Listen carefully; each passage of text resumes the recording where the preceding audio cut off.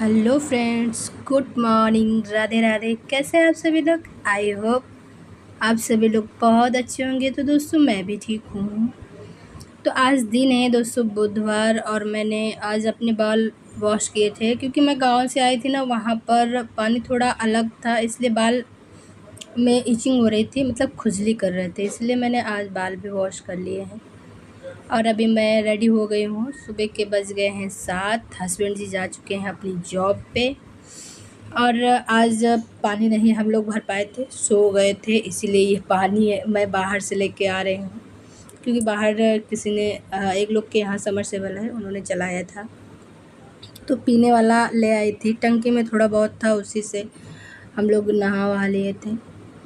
पानी ले आने के बाद दोस्तों फिर मैं यहाँ कर रही थी पूजा। और चलिए कर लेते हैं पूजा, है ना। और आप सभी लोग बताइए कि आप सभी लोग के वेडनेसडे का दिन कैसा रहा, अच्छा रहा कि नहीं। हाँ, मेरा तो अच्छा ही गया। हम लोगों ने अच्छा अच्छा खाया और बनाया। सुबह नाश्ते में बनाया था पोहा, फिर बनाया गुल्लू की सब्ज़ी, और शाम को बनाया मैंने बाटी। पूरा दिन हम लोगों का खाने पीने में निकल गया, और बीच में खाए लड्डू। सारा यही दिन था, है ना दोस्तों। इसी तरह से हमारी पूरी दिन की चर्या निकल जाती है, और शाम हो जाती है, फिर सुबह हो जाती है, फिर एक नया दिन शुरू हो जाता है। हम हाउसवाइफ के लिए यही सारे काम होते हैं सुबह से शाम तक के। तो दोस्तों, नीचे की पूजा मैंने कंप्लीट कर दी थी, फिर उसके बाद मैं आ गई थी ऊपर।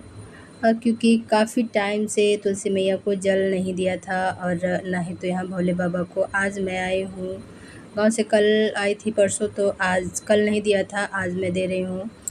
पता है ना दोस्तों, कहते हैं कि जहाँ अपनी जमाई हुई गृहस्थी होती है, वहाँ पे रहने का जो आनंद आता है वो कहीं और नहीं आता। भले हम कितनी भी खूबसूरत जगह पर चले जाएं, लेकिन जो सुकून अपने घर में आके मिलता है वो कहीं नहीं मिलता है। अब तो ऐसा है कि मायके में भी वो सुकून नहीं मिलता है जो अपने घर आके मिलता है। सबका तो नहीं पता मुझे, लेकिन मेरे साथ ऐसा ही है कि मुझे अपने घर पर ही हमको सुकून मिलता है।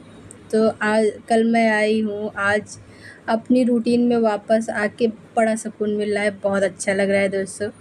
ऐसा लग रहा था जैसे हफ्ते भर से मैं कहीं खो गई थी, और आज वापस अपने आप को मैंने ढूंढ लिया है, ऐसा लग रहा है। तो दोस्तों, यहाँ चाय बन गई थी। फिर बिटिया ने कहा मम्मी आज पोहा बनाते हैं। पोहा इनके पापा को नहीं पसंद है ना, इसलिए बहुत कम बनाती हूँ। तो आज वो चले गए थे, उनके लिए मैंने चाय और पूड़ी बनाई थी, नमक और अजवाइन की। तो वो खा के चले गए थे स्कूल, क्योंकि उनका स्कूल खुल चुका है और उनको जल्दी जाना होता है। वही 6:45 के आसपास चले जाते हैं। उनके जाने के बाद मैं नहाई वहाई थी, और झाड़ू पोछा वो थे तभी कर लिए थे हम। तो यार नमक ख़त्म हो गया था, नमक भर लेते हैं, है ना। ऐसे पैकेट में रहता है दोस्तों, तो डालने में दिक्कत होती है। निकालते थोड़ा है, गिरता ज़्यादा है, कभी ज़्यादा हो जाता है, कभी कम हो जाता है। इसलिए आप सभी लोग भी एक डिब्बे में भर के रखिए, और एक चम्मच डाल लीजिए मैनेजमेंट के लिए। कितना नमक आपके यहाँ खाया जाता है उसी हिसाब से डालिए। इससे सेफ भी रहता है, गिरता भी नहीं है।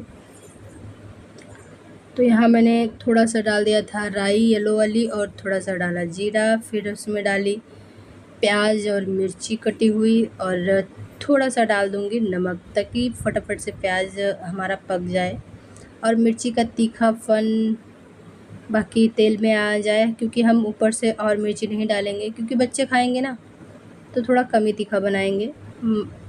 आराध्या कम तीखा खा पाती है, आधी तो फिर भी खा लेता है थोड़ा बहुत, आराध्या नहीं खा पाती है।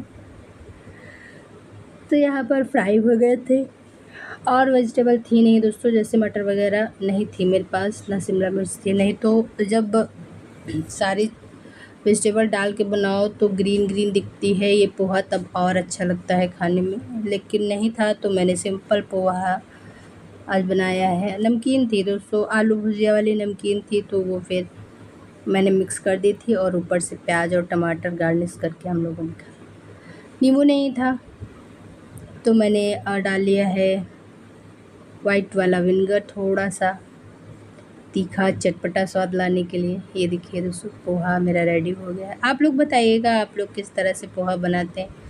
और वैसे मैं सिंपल वाला पोहा दोस्तों इसी तरह से बनाती हूँ। मूंगफली के दाने दोस्तों मेरे पहले के फ्राई हुए रखे थे, वही मैंने मिक्स कर दिए थे।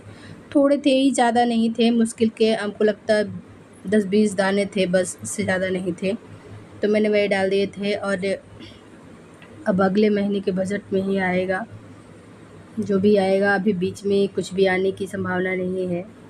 पता है ना दोस्तों, नौकरी वाले घर में यही होता है कि कोई चीज़ बीच में ख़त्म हो जाती है तो नहीं आ पाती है। हम लोग महीने में एक बार ही लेते हैं। तो चलिए फिर सुनिए आप सभी लोग रियल वाली। तो दोस्तों आज मैं जा रही हूँ मूंगू की सब्ज़ी बनाने, और मैं इसको छील रही हूँ। देखती हूँ मैं इसको कब छील पाती हूँ। अभी बज गया है 11, काफ़ी टाइम हो गया है और मैं इसको छीलने में लगी हुई हूँ। तो अब आज से मेरे ब्लॉग आएंगे लखनऊ के। जो आज ब्लॉग आएगा वो होगा गांव का, इसके बाद के सारे ब्लॉग मेरे लखनऊ के आएंगे। तो बताइएगा आप सभी लोग मेरे वीडियोस कैसे लग रहे हैं कमेंट करके, है ना दोस्तों। तो चलिए मैं छील लेती हूँ। फिलहाल तो पहले इसको, ये काम बोरिंग वाला काम दोस्तों, ये इसको छीलना कट करना बहुत बोरिंग काम है। मुझे नहीं पसंद है, लेकिन क्या करूँ, करना पड़ता है, करने का मन नहीं। लेकिन हाँ, इसकी सब्जी ना खाने में बहुत अच्छी लगती है, सबको पसंद आती है, मुझे भी पसंद है, हस्बैंड को भी पसंद है। बस इसीलिए मैं करती हूँ कि चलिए सबको पसंद है, थोड़ा सा एडिट कर लेते हैं, है ना। तो चलिए भी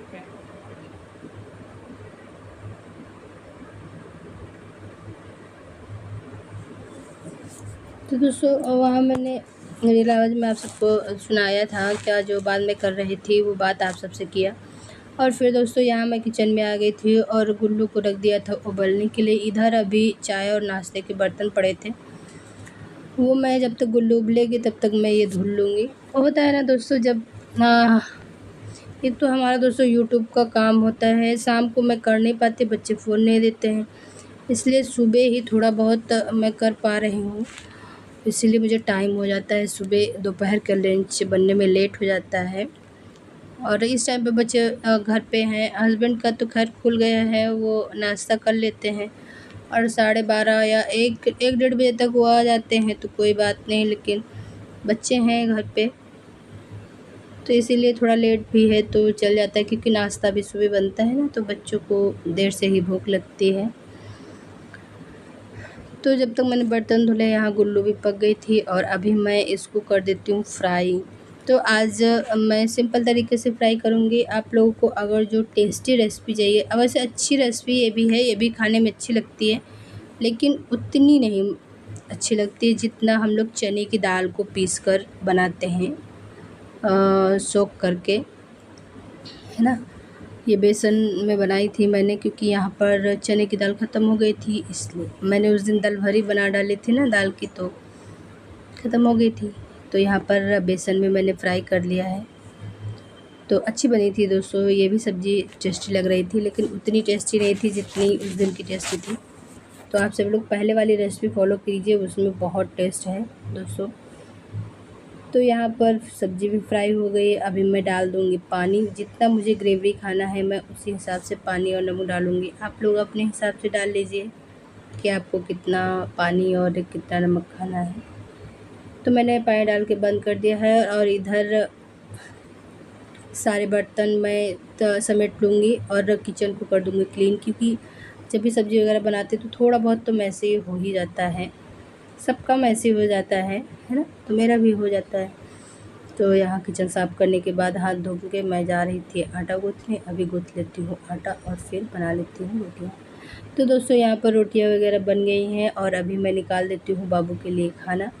तो आज खाने में गुल्लू की सब्ज़ी, रोटी और थोड़े से पापड़ रखे थे वो, और सैलेड, क्योंकि आज चावल नहीं था घर पे, ख़त्म हो रखा है, अब कल आएगा उठा के गाँव से, इसीलिए।